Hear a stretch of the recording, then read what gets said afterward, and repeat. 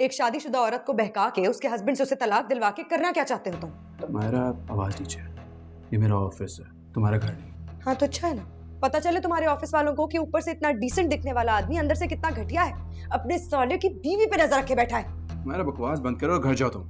तो मेरी आवाज दबा के हकीकत को नहीं छुपा सकते फहद।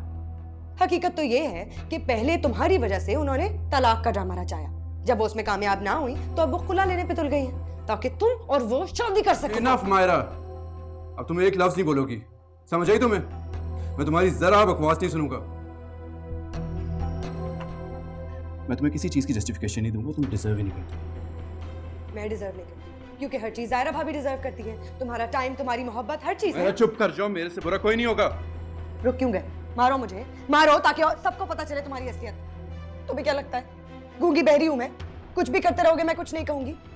मैं कमजोर लड़की नहीं हूं फहद, मैं तुम्हारा जीना हराम कर दूंगी। सबको चिल्ला चिल्ला के तुम्हारी असलियत के बारे में बताऊंगी। मैं तुमने जो करना ना कर लो, मुझे जरा परवाह नहीं है। कैसे परवाह नहीं है? तुम्हें करनी पड़ेगी परवाह। मैं बीवी हूं तुम्हारी, तुमने शादी की है मुझसे अपने खानदान के सामने। मैं वो गलती कर चुका हूं मैं, और वो गलती भुगत रहा हूं मैं, लेकिन और नहीं करूंगा। तुम घर जाओ, तलाक के कागजात तुम्हें घर ही भेज दूंगा।